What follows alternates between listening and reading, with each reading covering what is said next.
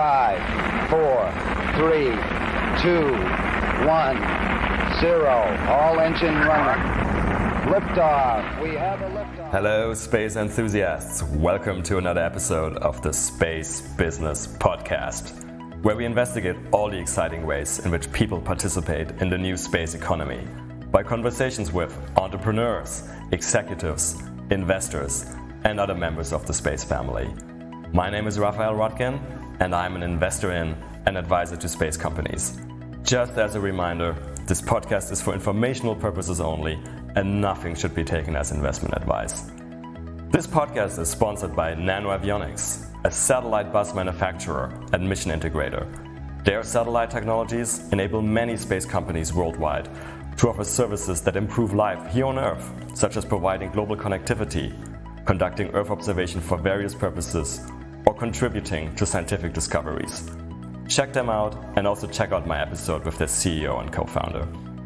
Sadly, I am not a rocket scientist, but I'm an alumnus of the International Space University, or ISU, which is also our partner in this podcast. ISU offers a number of educational programs about space worldwide, ranging from executive courses lasting a few days all the way to a one-year master's. Check them out at isunet.edu. My guest this week is Robert Jacobson, who has just recently published his book, Space is Open for Business. It's a great overview of all the exciting things going on in the new space economy. Robert is also a space entrepreneur, investor, and advisor. In short, he's deeply involved in the space sector and will share some of his experiences and views with us. Enjoy.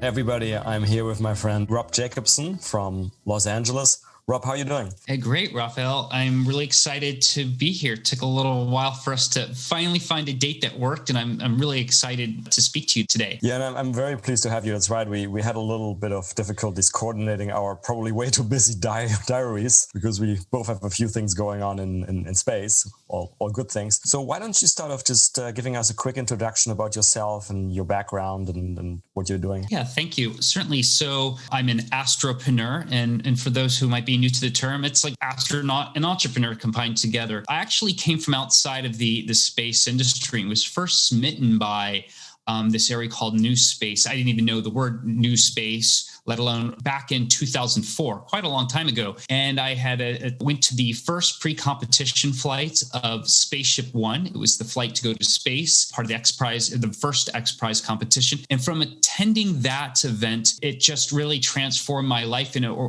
I'll rephrase, it was a catalyst for me to enter this industry. And I didn't really even know that at the time that's what was happening, but I knew that this was a big deal, this event for Spaceship One. But I wasn't really that aware of all the other things that were just starting to happen in new space in those early days. So fast forwarding many years later, I've been involved on both the entrepreneurial side, investor side, advisor.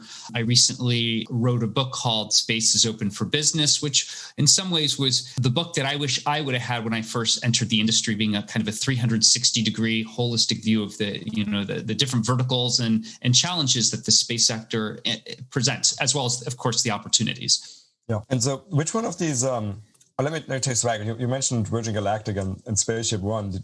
Did you ever end up buying a ticket? Do you want to go on that ride? When I did something different, and it's not a well-known story, and I don't really talk about it too often, is that after the flight, I ended up making kind of a business presentation for Richard Branson and tried to kind of enroll him. My thought is that there needed to be some more development around the Mojave spaceports. And this is way before, Spaceport America and other inland spaceports were kind of being realized. How do I say this delicately? I just realized more that I wanted to do different things. The more I learned about the space sector, I realized I wanted to do my own thing rather than going to work with necessarily like Virgin Galactic and not necessarily thinking I was going to be probably a great fit for what they needed at the time. And although it seemed cool, Orbital seemed cooler, and I figured I might as well just kind of wait for that opportunity. So I'd not purchased a ticket at that time, although a investment group I was part of did invest in another company called Xcore Aerospace. It's now defunct. It had a very long run, and I talk about that kind of that arc and some of its challenges in the book. Xcore is the one that was trying to do a space plane, if I remember correctly, right? That is correct. And they did successfully, they had used one of a Brute Rutan designed aircraft, and they had actually put rocket engines on it. And I went to a flight that they did where they flew from the Mojave Airport to California City, which wasn't a long distance, but it was a rocket-powered airplane flight. I think they carried some mail and some other tchotchkes along. I think it was a back and forth. It was just a quick run. They ended up also then flying an aircraft, a rocket-powered aircraft a number of times to demonstrate that their engines, they could start and restart in flight. They had some impressive technology. I always personally thought that they should have linked up with Scaled Composites, who had the mastery of a composite aircraft building, and Xcore, which was an excellent engine builder and doing propulsion design, and that they should have synced up. But that was not to be the case. Yeah. I think you and I, because we're in the sector, we know the story, but for the benefit of the listeners, what is the quick explanation why Xcore in the end, why it didn't work out? Because space plane seems like such a dream, right? Yeah. Well, there's sort of several things. One is that there were challenges in leadership where you had some of the leadership that was very technology focused, that wanted to work just on the technology and find other people to handle the business side. And I don't think there was ever a successful kind of transition there between kind of the technology management. And the company had taken economic development money, both in terms of kind of grant form and debt from several different stakeholders, different economic development groups. These are groups in communities. They're usually not-for-profit public corporations funded by taxpayer money. And their idea, what their goal is to bring in jobs, or to bring in businesses that will create jobs. Xcore was essentially, from my viewpoint, kind of double dating. And then they had a customer concentration issue where they were working on a project for United Launch Alliance, known as the acronym ULA. And when there was a down selection and some contracting, they had no new revenue sources backed up, and they were caught in a pinch. Sure. And then there was a note, you had note holders who wanted to, wanted debt repaid, and it was just, it ended up just collapsing there. And it's sad and unfortunate. That's just sometimes part of evolution, is it sometimes just takes some loss to develop. Hopefully there'll be new things that will rise from those ashes. Yeah, like Icarus from the ashes, exactly. And if I remember correctly, that was around also 2016-ish or so. Is that right? Yeah, around that. I think so. I forget the year that they declared bankruptcy, but I think it might have been. When we're getting at it, sort of like, it was also sort of like, I think still a little bit of a different world. I mean, new space, I think, was starting. I always tell people sort of like, the quote unquote oldest new space, or some of the oldest new space companies we have these days is probably, companies like Planet and Spire from like 2010, 2012. But, in my impression, like, a lot has changed the last few years, and you've been in the sector longer than me. How have you perceived that change? Have you perceived that same change the last few years? Yeah, I mean, what I notice now is that the growth and the pace of things are accelerating. And it used to be that, the space community would not have there would not be much news activity. The development was slow. Companies were trying to raise money, and you might hear something, and I'll pick on Virgin Galactic for a moment. Maybe they'd have a press release every 6 months or so. People would get so excited, and it would be amazing how much dissection could happen on like one press release or one news announcement. And now there's so many different facets and different verticals being integrated that it's difficult, if not impossible, to virtually have a handle on everything that's going on and say that you're an expert in all those areas. I think that's just not possible. So there's more activity, more funding. There's also now some type of exit activity in some ways that investors are able to get liquidity to their investments, which had been more difficult. It's not well known, but Scaled Composites was owned by a big chunk of it was owned by Northrop Grumman, and Northrop Grumman had acquired Scaled Composites, which was the company that developed the technology that Virgin essentially licensed. Yeah. Mm-hmm. Raphael, did I get to answer most of your question there? Yeah, I think so. And I think we touched upon the key points. It's just generally, I agree, it's more activity on the entrepreneur side, on the funding side. Certainly in news flow. I mean, I think for me, this all came home sort of dramatically when at the beginning of March, we had 2 space SPACs being announced on the same day, right? And that day when both Spire and Rocket Lab announced their SPACs. I was like, okay, we're in the middle of...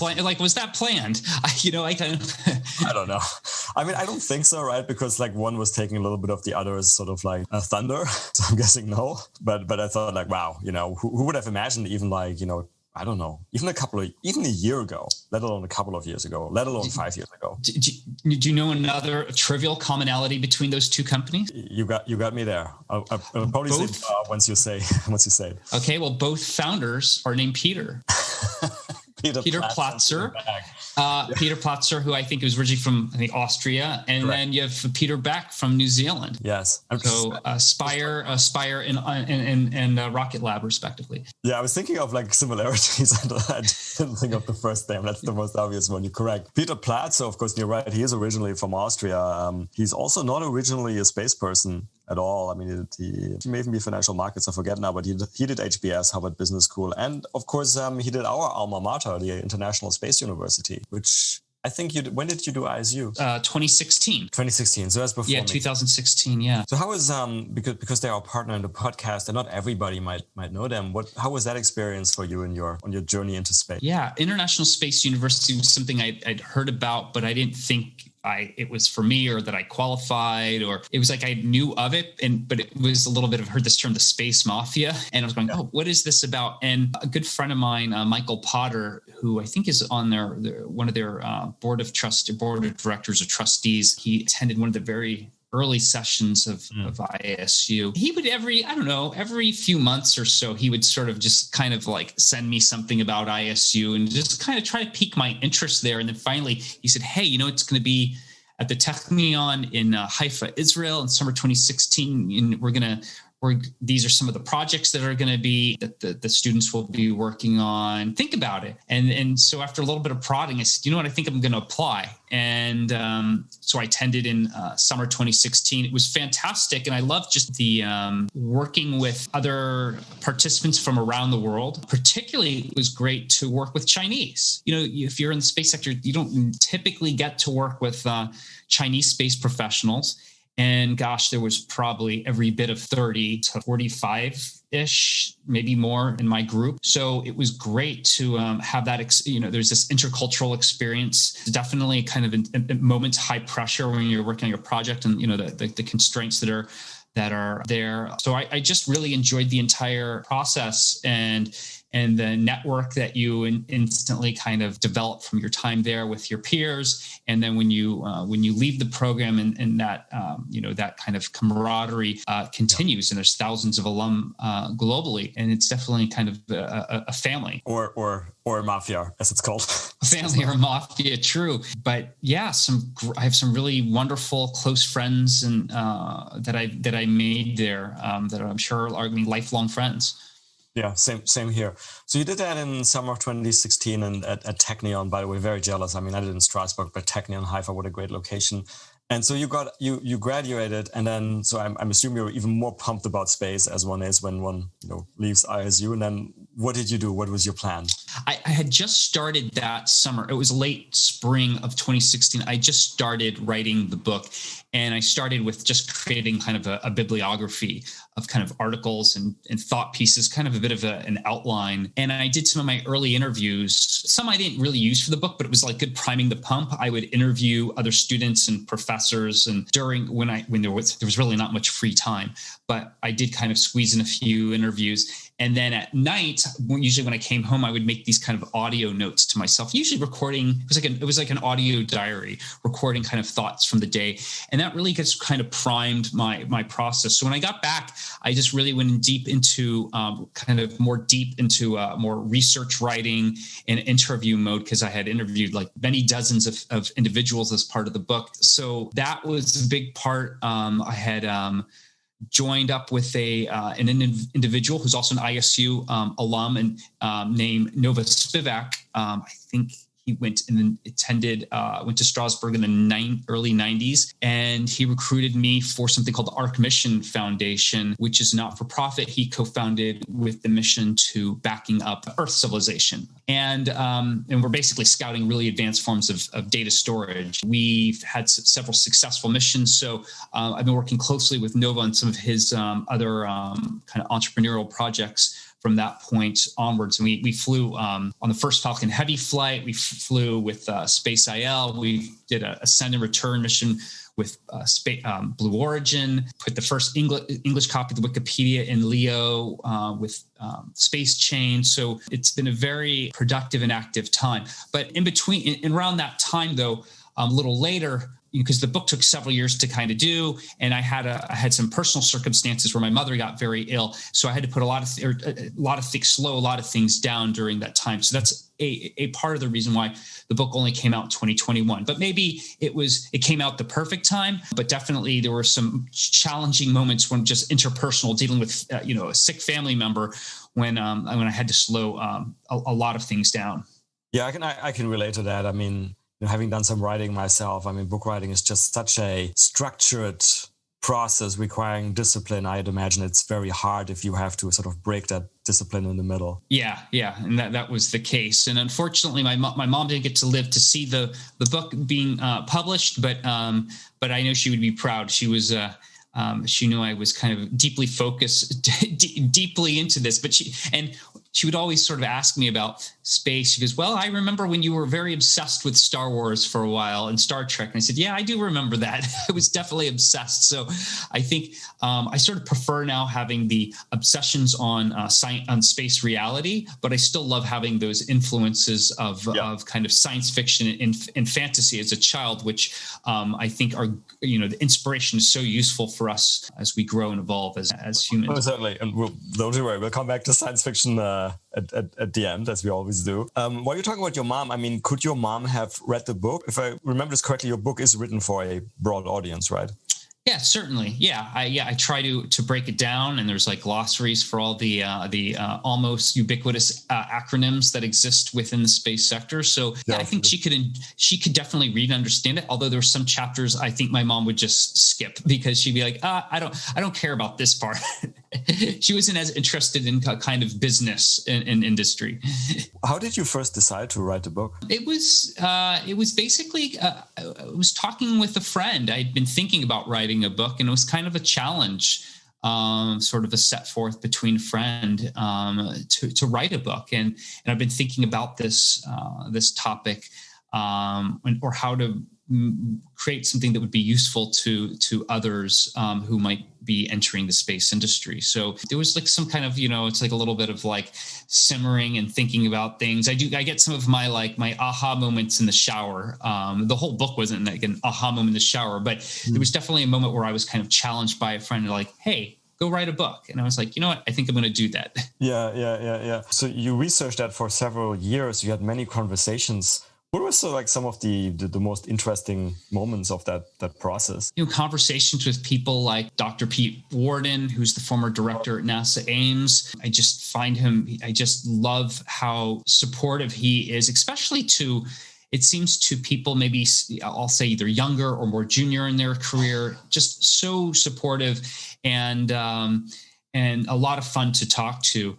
And he's now the head of the Breakthrough Prize Foundation, Breakthrough Initiative. I think he's actually the chairman of the entire Breakthrough Foundation, and he's definitely the head. He's definitely the head of Breakthrough Starshot. Yes, correct. You have all their sub projects underneath the foundation. Correct. Other highlights were talking to Daniel Abraham from one of the co-creators of The Expanse. Was a lot of fun. I'm a fan of The Expanse. So that was definitely a thrill talking to him. I really loved my conversations with Christopher Stott, professor at ISU. I think also a trustee member. He really instilled on me the importance of the International Space Station and the smart use of that as a global asset. I mean, it's really it's on par of like the pyramids or something. It's really that amazing, and we might take it for granted because 365 days a year for over 20 years now, we've had humans from different cultures and nationalities that have to work together to survive. And they're supported by a very diverse group of countries from all over the world. It's really impressive. So when we sometimes wake up in the day and we may be thinking, sometimes I have days where I'm feeling a little bit down, a little cynical and pessimistic on, human activities, I can at least look up at the sky and go, well, look, there's a bright spot. No matter if I'm a little depressed or a little bit in the doldrums, this is happening right now. So I think people should be reminded that it's an excellent model for us. Yeah, it's like we've done one thing right. Yeah, we've done one thing right. Yeah. And also during the process of researching the book, let me ask you a different question. I mean, you already knew space quite a bit, I think, even when you started writing the book. I mean, what was like something that was surprising to you? Well, maybe several things. Well, there were a few people, and I won't divulge few people who not necessarily, everybody says, okay, what type of science fiction were you as a kid? Because it's like a common type of thing that space people can share culturally. Yeah. There are a few people who actually said, nah, science fiction I was not passionate about it as a kid. I wasn't interested in. They were the exception and the outlier. But I was always thought, oh, that's kind of curious. They were kind of in a purely more of a different type of bubble when they were growing up or going to school. When I was writing the book, I tried to stay immensely curious and open-minded in going into any section, almost as if I knew nothing about that topic. So I had to go back and explore things, especially around like the historical areas and learning new things such as, actually, this is something I just learned yesterday, but it's always being open-minded that the first life science experiment ever taken to space was back in 1947-ish. And it was like some fruit flies. I didn't know that. It was on a V2. Must have been a V2, yeah, on a V2. So it was just kind of going in with this curiosity. And even when I would talk to the experts, I would sort of have like my kind of canned outline where I had my outline that I definitely had certain points, but I would do my own research on that person because to find out if there was something personal and very specific that they could share. There was just so many great conversations that I had, and I recorded most of them. So it was, it might be fun one day to go back and hear some of those conversations and hear how some things will be more evergreen. Some things maybe the predictions didn't quite happen. Generally, when I was researching this, the really cool things, there's so many things that just like couldn't make it into the book because I had hundreds of thousands of words. Yeah. And I knew I had to get this like down to like under 100,000 words, much less than 100,000 words, especially for kind of like the current attention span of like the typical reader. So it was really, a lot of it was my editor ruthlessly cutting out things. Definitely sometimes challenges your ego. You're like, well, I like that. I like this section. And you're like, well, it's kind of it's redundant or it's not very good. Well, let me ask you this way then. I mean, if you wanted to write another book, or it could be a sequel or it could be something else. I mean, what would that be? I don't know if I'd want to reveal that yet. Good. Then let me ask you differently. I mean, you talked about sort of like revisions, I think implicitly. I mean, we've already mentioned, like, especially like very recently, the whole sector has just been moving so fast. And so you finished your book. It was published sort of just a few months ago, right? Is that correct? Do you sometimes get the itch and like, oh my God, I should already revise this chapter, now Astra made it to space and Virgin Orbit made it to space. And probably when you wrote the book, it didn't yet. And there's a few like little minor details. I think my editor and I started a spreadsheet where we started adding some things for a second edition. And there's probably some larger things that are a few things that we would change. And like, as you referred to, when some things launch or like, Starship could have its own chapter in my opinion, or at least section, thinking about it a little bit. But at the moment, I'm not too attached to this. Our society seems to be going in such things to be kind of like very ephemeral and kind of sometimes transitory. I really wanted this book to be, to have some things that would be kind of timeless, but even recognize that a few things could be a snapshot and that people would kind of forgive if something seems just a little bit already out of date. And as a matter of fact, I was able to mention about COVID at the start of the book, saying, look, this book is kind kind of coming out as COVID is happening. And we, some things, who knows, it might cause some things to slow down or accelerate. We don't really know. But we were, my editor and I thought we should at least kind of put a disclosure in there that we recognize that COVID was a major global event and we should acknowledge it. Yes. And on the positive side, probably, people had more time to read books. True, very true. Learn about new things. And so let me change tack here a little bit. Just coming back to the book, we should just repeat. The book is called Space is Open for Business. And I assume, Rob, it's available on all main platforms like Amazon and so forth, right? Yeah, that is correct. And the audio book will be available this spring. Okay, terrific. For people like me who like to read books while they're out running, it's very convenient. And I'm not reading the book. I read a couple small sections, but I am not reading most of the text. I have a professional narrator. Perfect. That's probably in most cases better, I think. I mean, there's some authors insist on reading themselves. I'm not always sure that's the best idea, to be honest. Actually, speaking about books, you mentioned you had quite a bibliography as well when you were researching your book. Is there any other books you came across that you just think, oh my God, these are like must-read books for people to read? Yeah, one that I was able to get a license to quote would be Yuval Noah Harari's Homo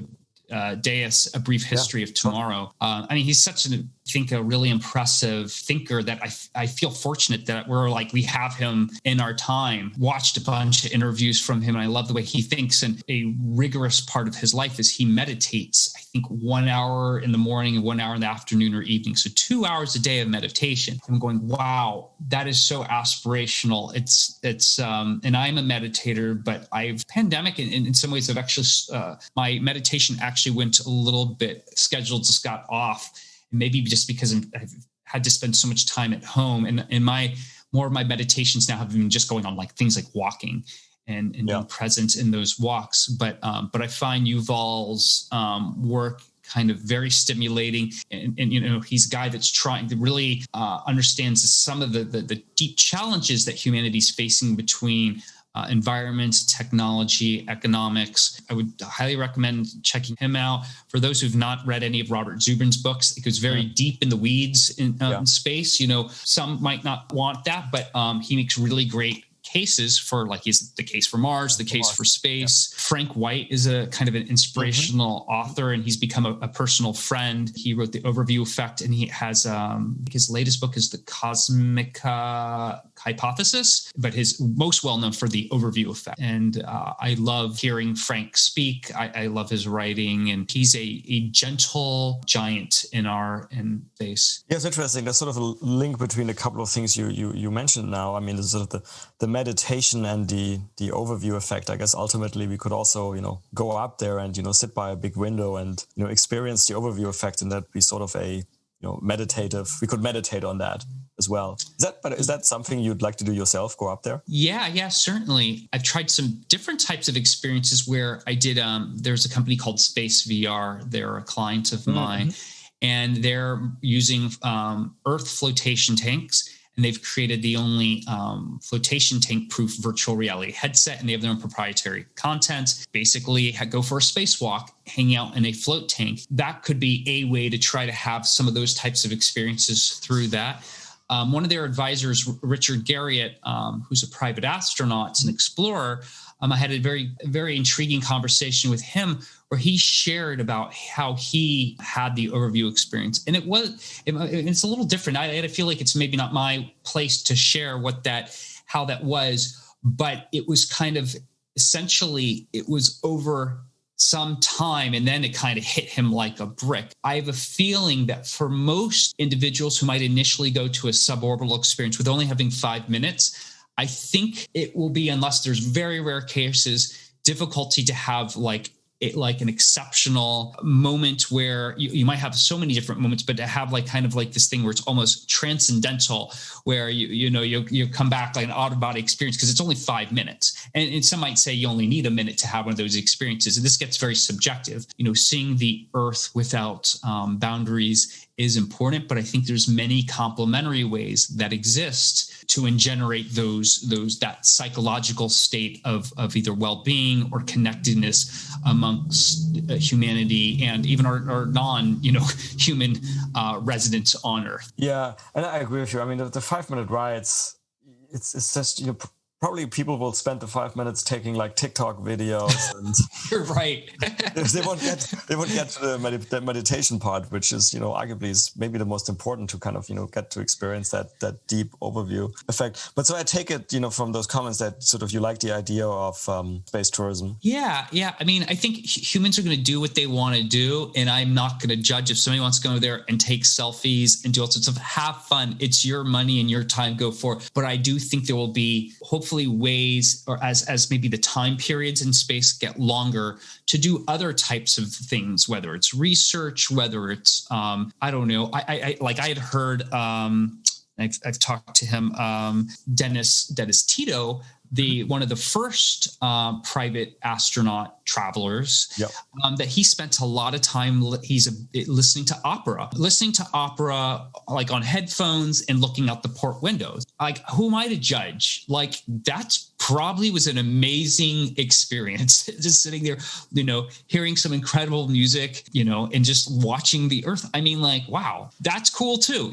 I don't think humans, we're very judgmental. And believe me, we can all like judge, and all humans have opinions. But I think what's just so great about what we're on the cusp of is that what is this whole new ocean that is going to be open for new activities. It's kind of like if Raphael, you said, hey, Robert, you've seen a lake and, you've seen things, but you've never seen an ocean before. And you take me out to the beach and you show me this ocean. And I see the surface level and I'm going, wow, there's all these things happening. There's seagulls on, I see some dolphins or whatever. And then you're like, but Robert, there's all this incredible activity that could potentially that's happening above the ocean, in the sky, underneath the ocean that you can't even see. And I feel like space has some of that invisible opportunity and all that serendipity that we don't necessarily even know about yet. Yeah, I agree. And it's constantly growing too, right? Because of the tremendous cost decreases we have experienced and are continuing to experience in the cost of accessing and operating in space. It seems like every day somebody comes up with something new and more opportunities. So what are some of the things you are most excited about for the next few years in space? I have been always fascinated by the moon. And I'm kind of great. I'm kind of thankful that we're hopefully finally going back. We had this Space IL mission, which was a hard landing / crash, but kind of said, hey, private efforts can do this. There's a number of other efforts, private, commercial, government backed, headed back to the moon. I really want to go to the moon, and I want to. I think we need like a lunar playground, places where people are going to be able to just try out all sorts of crazy things. Because first of all, because it's like relatively safe. It's not only a few days from the Earth. It's got partial gravity. I think there's just we could have so much fun there. And I think that would just be a great place. This is probably a much longer ways off, but imagine being a great place to retire. You're going, easy on the bones, spend time on the moon. In terms of more near term, I love this idea about having more internet access around the planet. I know that might be the dismay to those who say, I just wanted to go camping to go unplugged. But when actually, whether they're on a sailboat or where they're in a mountaintop, they could basically potentially connect to a satellite. I think that's great. Again, it's how do we choose to use the technology? We just have to understand they're just tools. I think LEO applications from microgravity is still tremendously underserved. I would love to see more, public and private energy invested in that area, so we can continue to bring more benefits back to Earth. And one of the looming challenges that we have as we hopefully emerge from the global pandemic is climate change, which is already affecting our spaceship Earth. And it's going to affect us whether we care about it or not. Space assets have taken some of the earliest climate models We need more SpaceX to monitor our changing planet. Yeah, no, absolutely. And I was going to ask you, and you actually started answering it, sort of like if there's anything that you think people are not focused enough on in space. And I think you mentioned like microgravity applications as one example. Is there something else you think people are not paying enough attention to? And it could be people in the space sector, or it could also be the general public.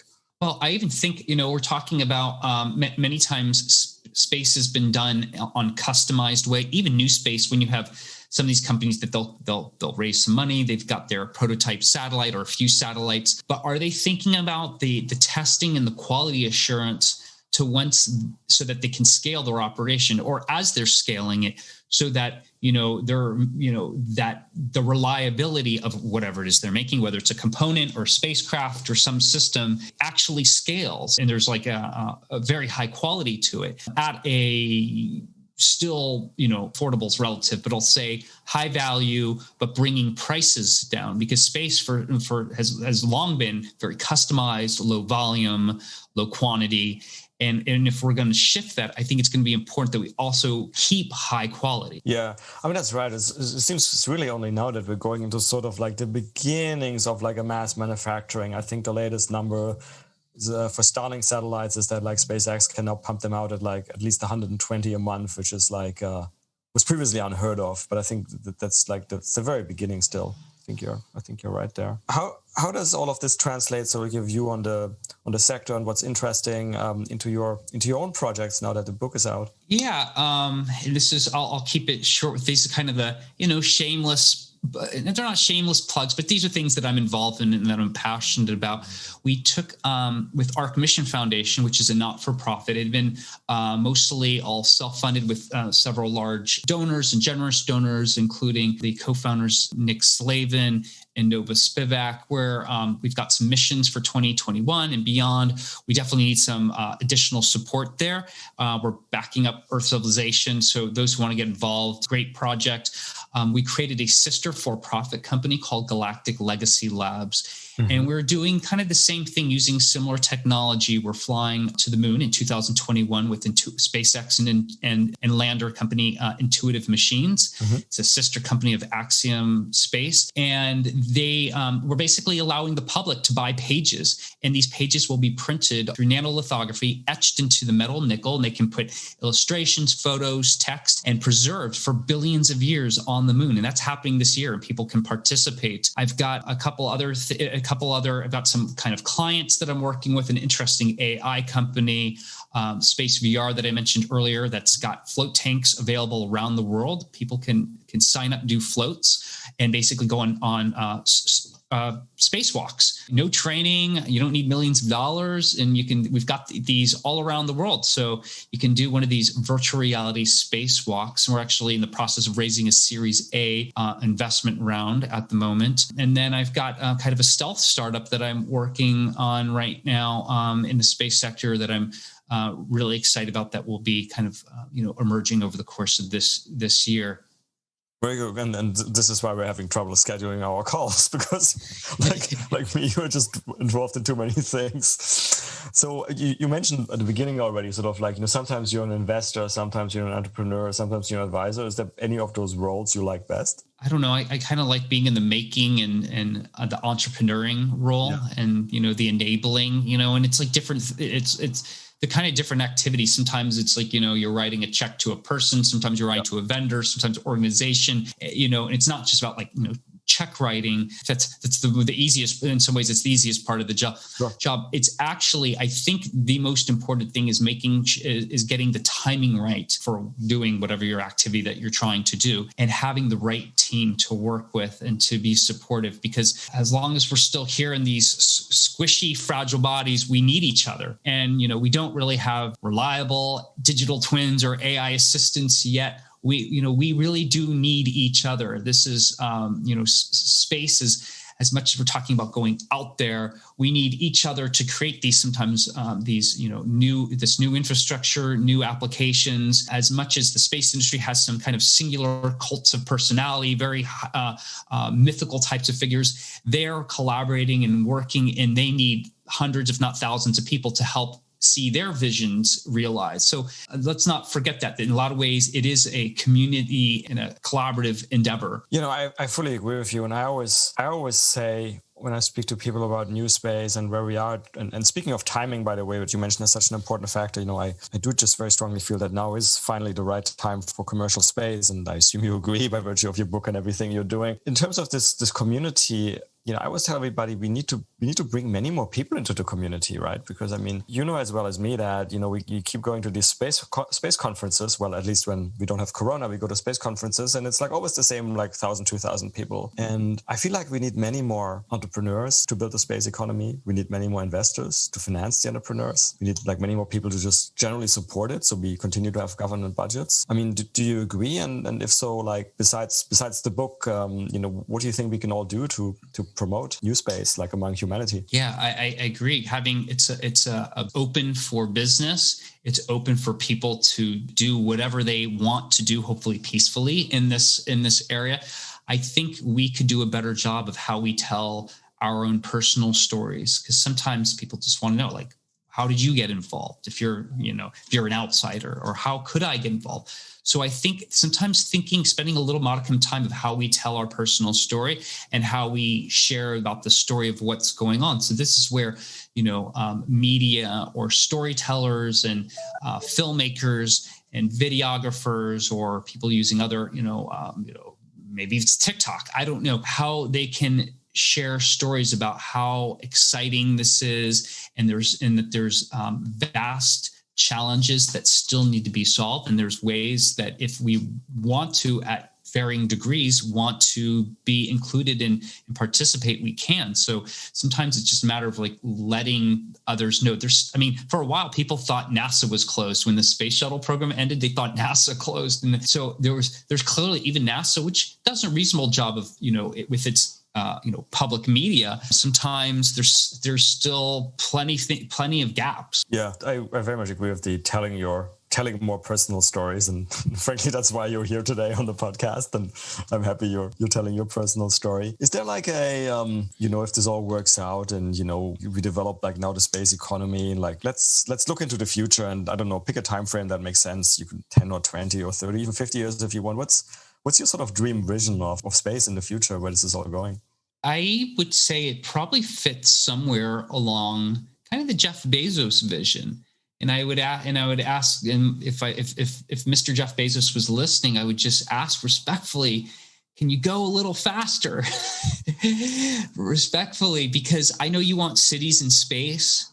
So not to take it too much of a non sequitur there, but to answer your question, I would love to envision where we can take some of our less environmentally friendly activities off planet Earth, and we can do them in space, where we can have, in space factories and manufacturing facilities. And we can have, people will have the option to live on the moon, or in kind of an O'Neill style city in space, or they have the option to live on Earth or vacation on those places. It's kind of not an either or, but that people have the option to just be, freely moving residents in the solar system. And that we're able to, eventually derive and master getting energy from from resources, whether it's the sun and other celestial bodies. And that, we can, for those who want to stay on Earth, great, but also we can start kind of re-greening and re-beautifying many parts that we've kind of paved over here on the planet. And I think we can potentially, with the right advancements in space, be able to do that. And it sounds kind of crazy when right now, you generally have only 6 or 7 people on the International Space Station at a time.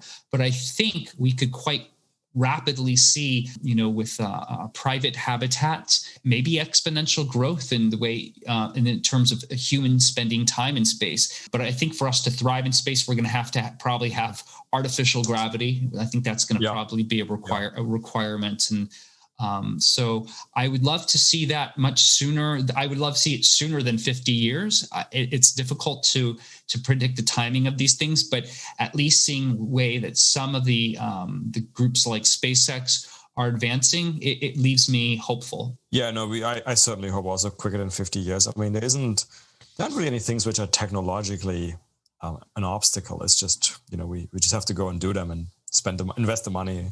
And then sort of making the link from that vision that you have to sort of the final question I always ask, which is visions that other people have had about the future in the form of science fiction. Do you like science fiction? I guess you already made some references, for example, to The Expanse when you talked to Daniel Abraham. Do you like science fiction? And if so, what's some of your favorite? It could be books or TV series or movies. I do. A book that I really loved as a kid was Dune by Frank Herbert. Yes. I guess it can fall under maybe fantasy. Some people say more it's fantasy, but I love the idea of how there was these, this group of beings that kind of controlled access to the wormholes and getting around the universe. I love the place Dune, the sandworms. I love that imagery, especially the imagery. Then I was able to see it when there was a David Lynch film. Yes, and in the Patrick 80s, Stewart's in it, and Sting's in it. Sting was in it. Kyle MacLachlan. It's got like a really cool cast. I love it. I love that film. Some people think it's kind of campy, but I'm a fan. Sorry to interrupt you, but of course there's going to be a remake now. Which was supposed to be out already and got postponed by a year because of COVID. So yeah, I'm okay with that. I actually would like to probably see the remake, or see it on a big screen rather than a smaller, a theatrical screen with an audience. I still enjoy, particularly the original Star Trek series and New Generation.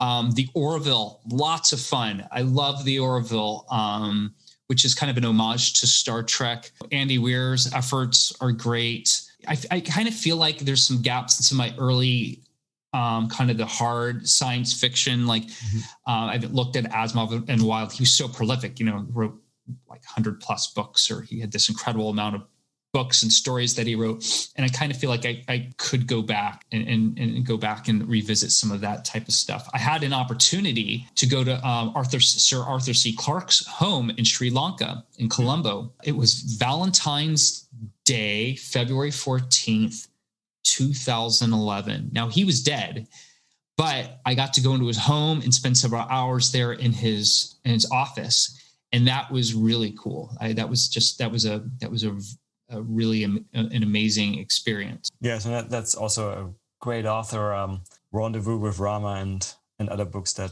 we can recommend to everybody. Rob, this has been a great pleasure. Thank you very much for coming on, and maybe we'll do this again in 1 or 2 years and see sort of how our immediate visions of the future have changed with reality. I would love that, Raphael, anytime. Good stuff. And in the meantime, I really recommend that anybody who's interested in getting to know new space and hasn't done so yet, that you pick up Rob's book, Space is Open for Business. Thanks. Yeah, thank you, Raphael. Well, that's it for another nominal episode of the Space Business Podcast. If you like this podcast, please consider giving it a 5-star rating on your favorite podcast platform, such as iTunes. You can follow us on Twitter at podcast_space. Also consider supporting us at www.patreon.com/spacebusinesspodcast. If the podcast got you interested in learning more about the business opportunities in the space economy, check out my new online course on space entrepreneurship on udemy.com. The link is in the episode description. Lastly, if you have any feedback, including ideas for guests, and that may include yourself if you have an exciting space story to tell, or interested in being a sponsor, drop us an email at spacebusinesspodcast@gmail.com. I look forward to seeing you for the next episode.